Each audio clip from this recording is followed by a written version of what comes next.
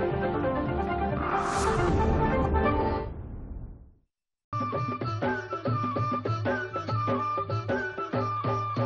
काळी आई धनधान्य देई, ही काळी आई धनधान्य देई. जोडते मनाची नाती आमची माती, आमची माणसं,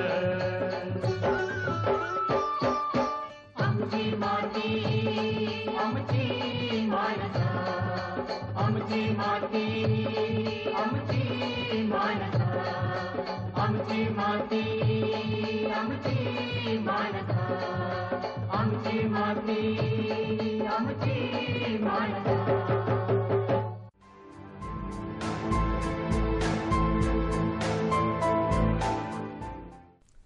नमस्कार मंडळी, आजच्या आमची माती आमची माणसाच्या भागामध्ये आपणा सर्वांचं मनपूर्वक स्वागत. मंडळी, आज 6 जुलै. आजच्या दिवसाचं महत्त्व आपणाला माहिती आहे. आजचा दिवस हा जागतिक झुनोसिस दिवस म्हणून साजरा केला जातो. काय आश्चर्य वाटलं ना? मला सुद्धा अगदी असंच आश्चर्य वाटलं होतं. कारण झुनोसिस दिवस हा किंवा ही संज्ञा सामान्य माणसांनाच काय तर शेतकऱ्यांना सुद्धा माहिती नाहीये.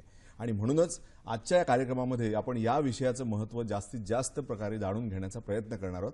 आणि या विषयाची माहिती देण्यासाठी तज्ज्ञ म्हणून आज आपल्या स्टुडिओमध्ये उपस्थित आहेत डॉक्टर A.M. पातुरकर सर, जे सहयोगी अधिष्ठाता म्हणून मुंबई पशुवैद्यकीय महाविद्यालयात कार्यरत आहेत.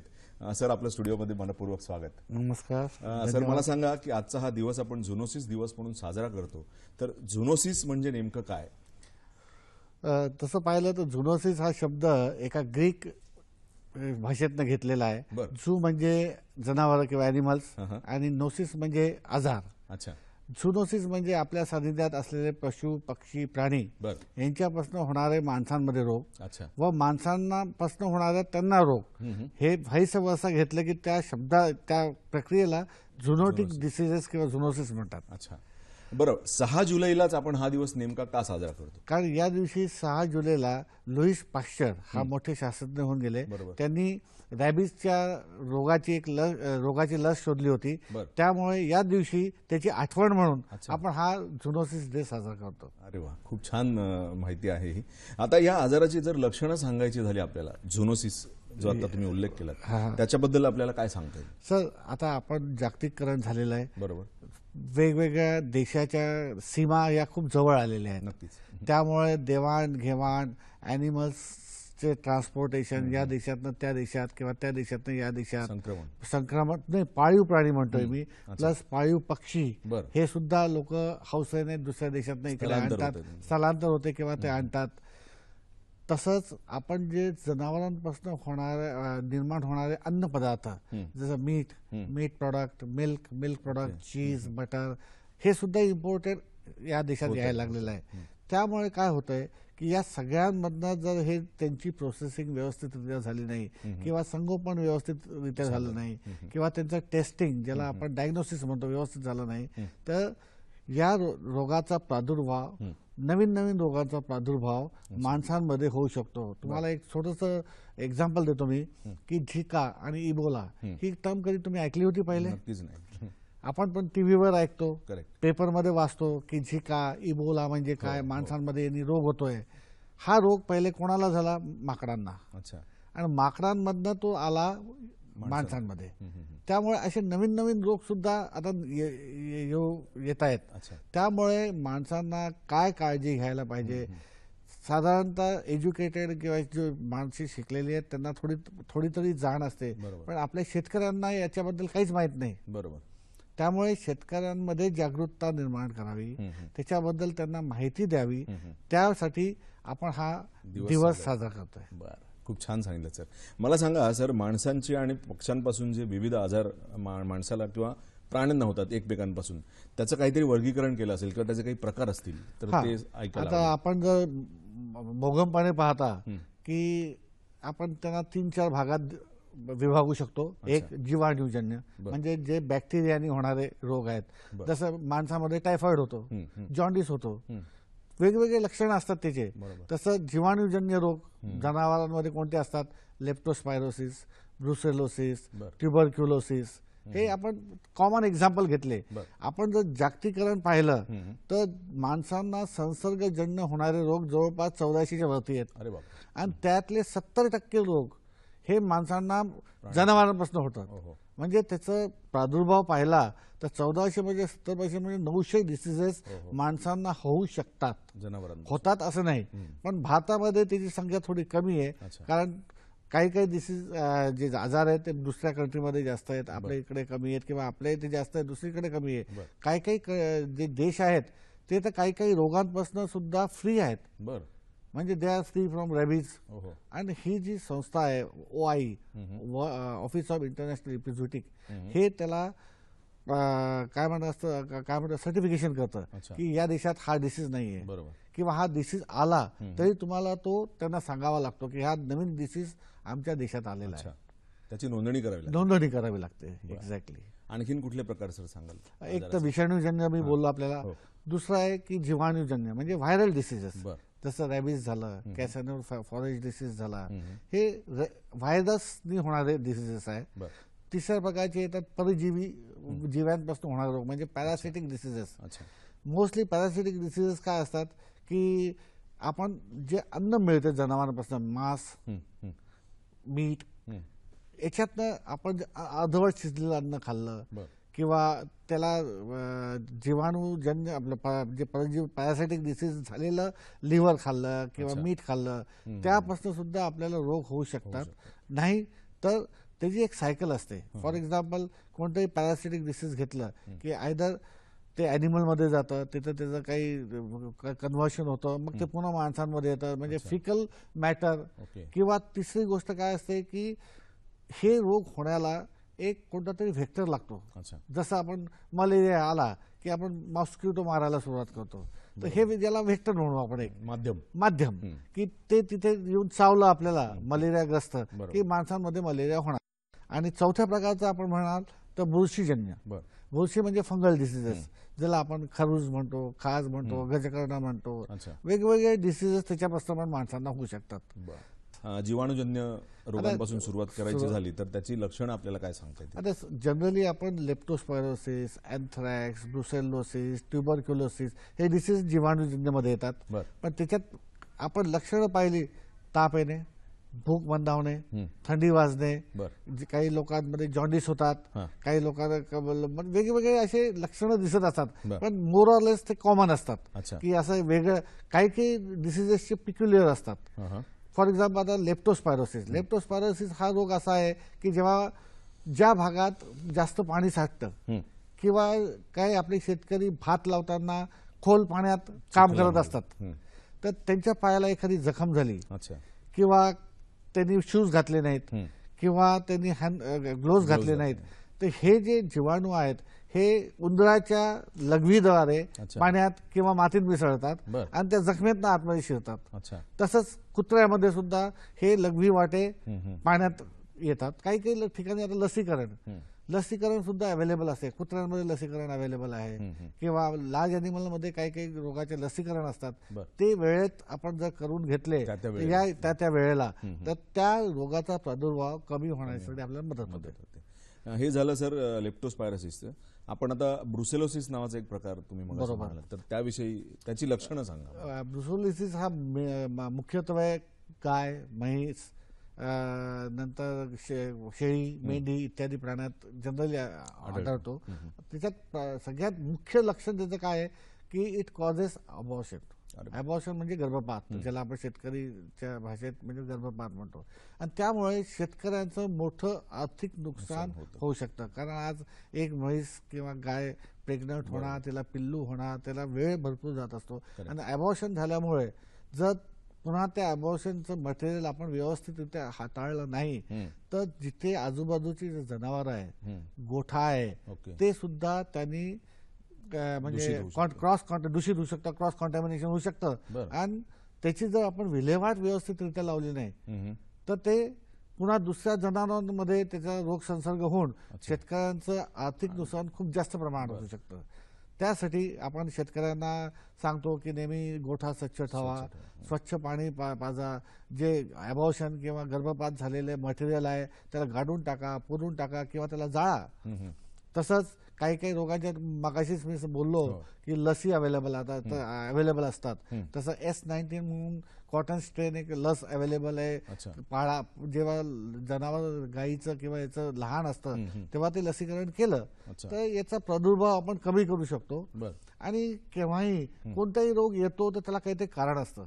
म्हणजे कसं की आपल्याकडे एक कळप आहे, त्यात 10 ॲनिमल्स आहेत आणि आपण नवीन ॲनिमल आणलं, डायरेक्टली तो कळपात टाकायचा नाही.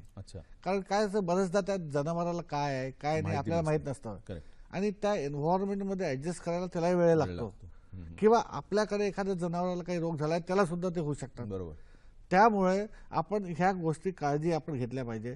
दुसरं आपण म्हणतो की पोल्ट्री फार्म किंवा आपल्या याच्यात गोठा याच्यामध्ये आगंतुक बरेचसे लोक असे हौशी मंडळी येतात, बघायला येतात, काय येतात त्यांचं उत्सुकतापोटी ते येतात. बरोबर. पण त्यांना माहित नाही की आपण काय चूक करतोय. जर त्यांना रोग होऊ शकतात किंवा त्यांच्यापासून जनावरांमध्ये कोणतेतरी रोग जाऊ शकतात. अच्छा. त्यामुळे अशा लोकांचं थोडं अवॉइड, त्याला आपण बायोसिक्युरिटी म्हणतो. की बायोसिक्युरिटी हा पहिले शब्द नव्हता, पण हा काय आला आता जागतिक कारणामुळे की बर्ड फ्लू जेव्हा आला, बर्ड फ्लू कुठून आला तर कसा आला, मग त्याचं प्रिकॉशन कसं, प्रिव्हेन्शन कसं करायचं, त्यासाठी biosecurity is first term which come in India. आपण आता तिसरा प्रकार बघूया. मगाशी तुम्ही म्हणालात अँथ्रॅक्स नावाचा एक प्रकार आहे. या अँथ्रॅक्सला आपण जर म्हणाल तर याला काळी पोळी असं मराठीत म्हणतात. हा सुद्धा रोग म्हणजे याच्यात काय असं मेन मुख्यत्वे या रोग जर ॲनिमल एखादं दगावलं तर त्याचे जे नॅचरल छिद्र असतात म्हणजे कान, नाक, गुदद्वार याच्यात त्याचा रक्तस्राव होतो आणि त्यामुळे हे जनावर मरतं. बरं, या जनावर मेल्यावर त्याचं काय होतं, त्यात अँटीमॉर्टम पोस्टमॉर्टम साईन जास्त, म्हणजे आपण म्हणतो रायगर मॉर्टिस कडक झाली बॉडी, तसं काही होत नाही. आणि याचं पोस्टमॉर्टम सुद्धा करू नये. बरं. कारण असे जर तुम्हाला वाटलं, संशय आला की माझ्या याच्यातनं रक्तस्राव होतोय, याचं पोस्टमॉर्टम करायला पाहिजे. कारण हे जे जीवाणू आहेत हे जर एकदा एक्सपोज झाले तर त्याचं कन्व्हर्शन होते स्पोर फॉर्म मध्ये. आणि ते स्पोर ते इतके म्हणजे जैविक प्रतिबंधक म्हणजे त्यांना रेजिस्टन्स आहे की त्यांना उन्हाने पावसाने कशाने काही होत नाही. आणि they stay there for long time. आणि जेव्हा केव्हा त्यांना सुटेबल कंडिशन मिळतात, अन्न मिळते, पाणी मिळते, they get converted into vegetative form आणि ते पुन्हा संसर्गजन्य पसरायला सुरुवात होतं. त्यामुळे अशा मेलेल्या जनावरांमध्ये भरपूर काळजी शेतकऱ्यांनी घेतली पाहिजे. ताबडतोब तिथले एक्सपर्ट जे व्हेटरनरी डॉक्टर आहेत त्यांचा सल्ला घेतला पाहिजे. त्याचं जे काही कार्कस आहे ते उघड्यावर न फेकता ते पुरून टाकलं पाहिजे. पण सर हे आता झालं अँथ्रॅक्सचं आढळल्यानंतर, म्हणूनच तो प्रश्न येतो की ते ओळखायचं कसं. त्याला वेगवेगळे सिम्पटम्स, साईन अँड सिम्पटम्स असतात की त्यामुळे जे तज्ञ व्हेटरनरी असतात ते पूर्ण ॲनिमलची तपासणी करतात, लाईव्ह ॲनिमलची मी आपण बोलतोय. आणि त्यांचं पल्स रेट किती आहे, हार्ट रेट किती आहे, टेम्परेचर किती आहे, त्यांच्या नाका तोंडातनं कुठून काही म्हणजे काय त्याला म्हणतात द्राव येतोय का हे पाहतो आपण. आणि त्याच्यावरनं त्याचे लक्षणं काय, किती दिवस झाले ते असं होतंय, किंवा अजून काही लक्षणं त्याच्यात चालताना वगैरे दिसतात का, किंवा बसून राहतोय, खात कुठल्याही प्रकारची ॲबनॉर्मॅलिटी जर आढळली तर ते त्वरित डॉक्टरांना जाऊन जनावरांची तपासणी करून घ्यावी आणि मग त्याप्रमाणे त्याच्यावरती उपचार. अगदी बरोबर, अगदी बरोबर. आता सर हे झालं आपलं जीवाणूजन्य, आणि आता विषाणूजन्य आजारांकडे आपण. आता विषाणूजन्य रेबीजचा मगाशी उल्लेख केला तुम्ही. रेबीज बद्दल आम्हाला लक्षण आधी सांगा आणि मग त्याचे उपाय सुद्धा आपण जाणून घेऊ. आपल्या देशात आपण कोणत्याही एरियामध्ये गेला किंवा कोणत्याही ह्याच्यात गेला तर आपल्याला भटके कुत्रे सगळीकडे मोठ्या प्रमाणात दिसतात. त्याचप्रमाणे आजकाल एक आवड निर्माण झाली आहे की लोक कुत्री मांजरी पाळायला लागली आहे. आता पाळलेल्या कुत्र्या मांजरांना आपण अँटी रॅबीज व्हॅक्सिनेशन करतो. आता हा रॅबीज हा विषाणूजन्य रोग, त्यामुळे या रोगाची लक्षणं म्हणजे की कुत्रा लाळ गाळतो खूप जास्त, त्याला तो लाईटला घाबरतो, पाणी अन्न त्याला गिळता येत नाही कारण त्याचं फॅरेंजियल पॅरालिसिस होतं, त्याला हायड्रोफोबिया आपण म्हणतो. त्यामुळे तो कोणालाही चावतो, काहीही चघळतो, माणसांना घाबरत नाही, जोरजोराने ओरडतो. हे त्याची कॉमन लक्षणं आहेत रॅबीजचे. आणि जर आपण त्याची काळजी व्यवस्थित घेतली नाही, जर पिसाळलेला कुत्रा चावला तर शेतकऱ्यांना माहित पाहिजे की पहिले आपण काय करायला हवं, की ती जखम व्यवस्थित साफ करावी, ओपन करावी आणि तिला निर्जंतुकीकरण डेटॉलने धुवावं किंवा कोणता एखादा सोप असेल घरी त्यांनी साफ करावं, मग तज्ञ डॉक्टरकडे जावं आणि स्वतः अँटी रॅबिज व्हॅक्सिन पहिले प्रिव्हेन्शनसाठी आता आजकाल ग्लोबुलिन्स अवेलेबल, इम्युनोग्लोबुलिन्स ते घेऊ शकतो आपण, पण ते तज्ञ डॉक्टरच्या सल्ल्याने घ्यावे. आणि जनावरांमध्ये हा होऊ नये म्हणून आता एक तर हा येतो कुठून, कुत्रे मांजरे, तर त्यामुळे या लोकांचं दूर ठेवणं आपल्या जनावरांना हा पहिला प्रिकॉशनरी मेजर्स. बरोबर. दुसरं, माणसांमध्ये आपण आता व्हेटरनरी डॉक्टर्स म्हणतो की ते सुद्धा हाताळत असतात बरंचसं मटेरियल, तर त्यांनी सुद्धा आपल्या स्वतःची काळजी घ्यायसाठी, आरोग्याची काळजी घ्यायसाठी अँटी रॅबिज प्रिव्हेन्शनसाठी वॅक्सिनेशन घ्यावं, जेणेकरून या डिसीजला काय, हा व्हायरल, हा ड्रेडेड डिसीज म्हणतो याला आपण. ड्रेडेड म्हणजे there is no treatment for rabies. अच्छा. हा, ओनली प्रिव्हेन्शन. ओके. लसीकरण. बरोबर. औषध नाही. एकदा रॅबिज झाला तुम्हाला की देर इज नो प्रिव्हेन्शन. अरे बापरे. म्हणजे इट इज लास्ट स्टेज. तो मग ते अवॉइड करायसाठी आपण अँटी रॅबिज घेतो. त्यामुळे या डिसीजला काय इतकं महत्व प्राप्त झालेलं आहे की या डिसीजला ट्रीटमेंट नसल्यामुळे प्रिव्हेन्शन इज ऑलवेज बेटर. बरोबर. त्यामुळे याची काळजी घेतली पाहिजे. बरोबर. तुम्ही पण लहान होतो, मी पण लहान होतो, आपण माती खायचो कधी, आई म्हणायची की जंत होतील, तसंच जनावरांमध्ये सुद्धा जंत असतात. अच्छा. आमची माती आमची माणसं, आमची माती आमची माणसं.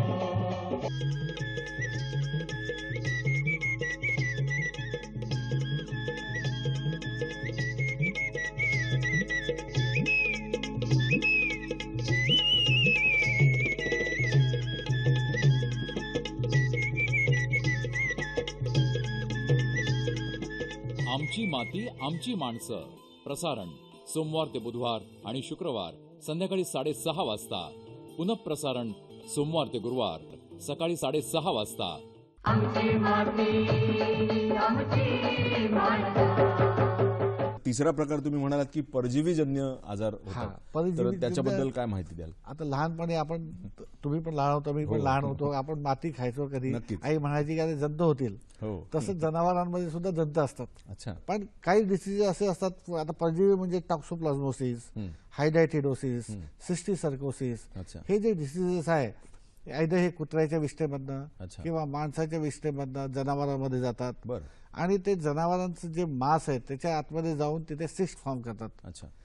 फॉर एक्झाम्पल हायड्रेटेड गाठी तयार होतात. आणि ज्या या गाठी झाल्यावर आपण जर ते मांस व्यवस्थितरित्या शिजवलं नाही किंवा त्या जनावरांमध्ये त्याचा प्रादुर्भाव आहे, त्याचे विष्ठा आपल्या फूडच्या कॉन्टॅक्टमध्ये आली तर माणसांना हे रोग होऊ शकतात.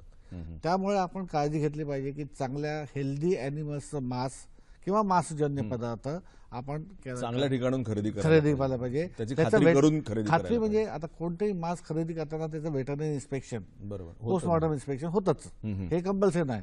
पण ते झालंय की नाही हे आपण खात्री करायला पाहिजे. पण जर त्याच्यावरती काही असं सर्टिफिकेशन किंवा असं काही आपल्याकडे काय म्हणतात त्याला तंत्रज्ञान विकसित आहे का? हो. कसं असतं की कोणतेही ॲनिमल स्लॉटर हे गव्हर्नमेंट स्लॉटर हाऊसमध्ये होतं, मग ते मार्केटमध्ये फिट फॉर ह्युमन कन्झम्पशन असा त्याच्यावर स्टॅम्प असतो. बरं. पण पक्षामध्ये म्हणाल की पक्षामध्ये अँटीमॉर्टम एक्झामिनेशन तर पॉसिबल असते, कारण तर कळप असतो, एक ग्रुप असतो, त्यामुळे तिथेच ते फार्मवर सर्टिफाय करतात की हा डिसीज फ्री आहे, याला मार्केटमध्ये घेऊन जाऊ शकतात आणि मग त्याचं स्लॉटर करून ते विकतात.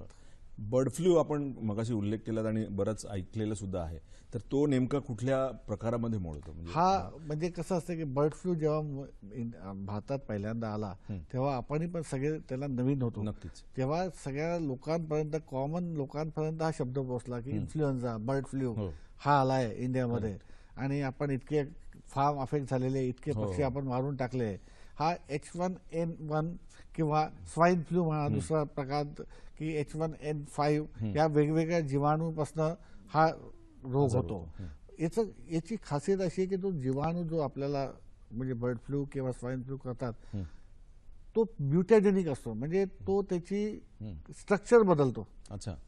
म्हणजे आज मी असा आहे उद्या असा होऊन जाईल, बरं. तिरपा होऊन जाईल. ओहो. आणि त्यामुळे मला जर सरळ असेल त्याच्यावर एक औषधी चालत असेल तर दुसरा औषधी दुसऱ्याला चालेल असं काही सांगता येत नाही. अरे बाप. त्यामुळे या रोगाचं प्रतिबंध करणं सुद्धा एक मोठं चॅलेंज असतं, आव्हान असतं. करेक्ट. सर, चौथा प्रकार बुरशीजन्य आजाराबद्दल आपण बोललो होतो. आपण जसं पाहाल की पावसाळ्यात किंवा उन्हाळ्यात गरम जेव्हा जास्त होते किंवा बऱ्याचशा रोग असे असतात की जे खास सुटून येतात. म्हणजे खास झालं किंवा पिसवा असतात त्या आपल्या अंगावर चावल्या चढल्या की त्याच्यामुळे आपल्याला खास सुटते, कंड सुटते, लालसर पुळ्या येतात. तर याला आपण बुरशीजन्य रोग म्हणतो. कारण काय की ते फंगल डिसीजेस ज्याला की जिथे ॲटमॉस्फिअर असं असतं की वाम दमट हवामानात असे रोग जास्त होतात आणि त्यामुळे खास होणं, लाल पुळ्या येणं, अशा प्रकारचे कॉमन रोग जे आपल्या माणसांमध्ये होतात, कुत्र्यांमध्ये पण असतात. बरोबर. आपल्याकडे आपला स्टेक होल्डर शेतकरी छोटा आहे.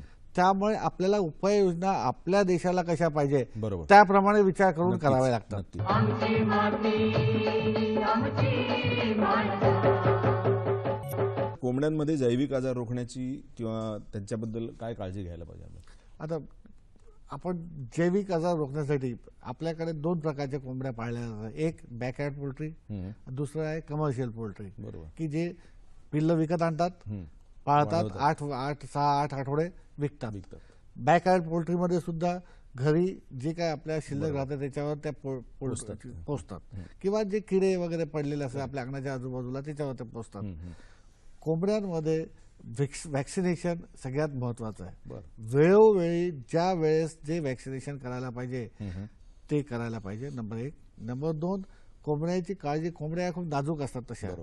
त्यामुळे हिवाळ्यात त्यांना गरम थोडं वातावरण ठेवायला आपण लाईट लावतो. त्यामुळे जे त्या सीझनमध्ये करायला हवं, बरोबर, त्यांची लिटर जर ओपन लिटर सिस्टम असेल तर लिटर ओली नको व्हायला, त्यासाठी काय आपण ड्राय ठेवायला काय करू शकतो, ह्या सगळ्या गोष्टी आपण जर काळजी घेतली तर कोंबड्यामध्ये हे रोग कधीच होणार नाही. अच्छा. आता आमच्या शेतकरी बांधवांना जर हे आजार सगळे म्हणजे या आजारांपासून प्रतिबंध करायचा असेल तर त्यांनी काही विशिष्ट काळजी घेणं आवश्यक आहे का? बिलकुल. आपण जर पुन्हा तेच जागतिकीकरण आपल्या देशात आपण जर आपली शेतकऱ्याची व्याख्या घेतली की एक शेतकरी त्याच्याकडे एक शेती आणि 10 ॲनिमल्स. बाकीच्या देशात पाहिलं आपण की प्रत्येकाकडे ॲनिमल नसतात. नाही. तिथे एका कळपात 1000 ॲनिमल असतात एकाच माणसाकडे आणि तो फक्त तेवढाच बिझनेस करतो. आपल्याकडे आपला स्टेक होल्डर शेतकरी छोटा आहे. त्यामुळे आपल्याला उपाययोजना आपल्या देशाला कशा पाहिजे त्याप्रमाणे विचार करून करावे लागतात. एक आरोग्य नावाची एक संकल्पना सध्या शासनामार्फत राबवली जाते, त्याबद्दल आम्हाला सांगा. सर, आपण जर पृथ्वीचा विचार करता, पृथ्वीमध्ये 3 गोष्टी प्रादुर्भावाने, एक तर एन्व्हायरमेंट, प्राणी आणि माणूस यांचं इंटरॅक्शन असतं. करेक्ट. ट्रायड असतो हा. आपण जर एकमेकांची काळजी घेतली नाही तर कोणाला ना कोणाला हार्म होणार. नक्कीच. तुम्ही जर झाडं वाढवले नाही, पोल्युशन कंट्रोल बरोबर होणार नाही. प्राण्यांमधले रोग फक्त तुम्ही माणसांमध्ये लसीकरण केलं आणि जनावरांमध्ये लसीकरण केलंच नाही तर काय फायदा. नक्कीच. त्यामुळे हा वन हेल्थचा कॉन्सेप्ट आलेला आहे. तुम्ही स्वतःची काळजी घ्या, प्राण्यांची काळजी घ्या, एन्व्हायरमेंटची काळजी घ्या. नक्कीच. या 3 गोष्टीचं सांगड जेव्हा तुम्ही ज्या दिवशी घालाल त्या दिवशी भारत देश हा रोगमुक्त होईल. क्या बात आहे. आणि भारतामध्ये नवीन संकल्पना असल्यामुळे लहानपणापासून या गोष्टी झाल्या तर कदाचित उद्याचा येणारा आपला भारतीय नागरिक हा सुदृढ सशक्त बनेल, रोगमुक्त असेल. नक्कीच नक्कीच. मला वाटतं आमच्या सगळ्या शेतकरी बांधवांना त्या माहितीच्या आधारे जर त्यांनी आपली काळजी घेतली, स्वतःची काळजी घेतली, निसर्गाची काळजी घेतली आणि त्यांच्याकडे जे पशुधन आहे त्याची जर त्यांनी काळजी घेतली तर मला वाटतं डॉक्टर म्हणाल्याप्रमाणे पुढचा दिवस, येणारी पिढी ही रोगमुक्त पिढी असेल असं म्हटलं तर वावगं ठरणार नाही. सर, आपण आज इथं आलात आणि आम्हाला ही जी अत्यंत उपयुक्त अशी माहिती सांगितलीत त्याबद्दल आमच्या सगळ्या शेतकरी बांधवांच्या वतीने आणि दूरदर्शनच्या वतीने मी आपले आभार मानतो. खूप खूप धन्यवाद. धन्यवाद.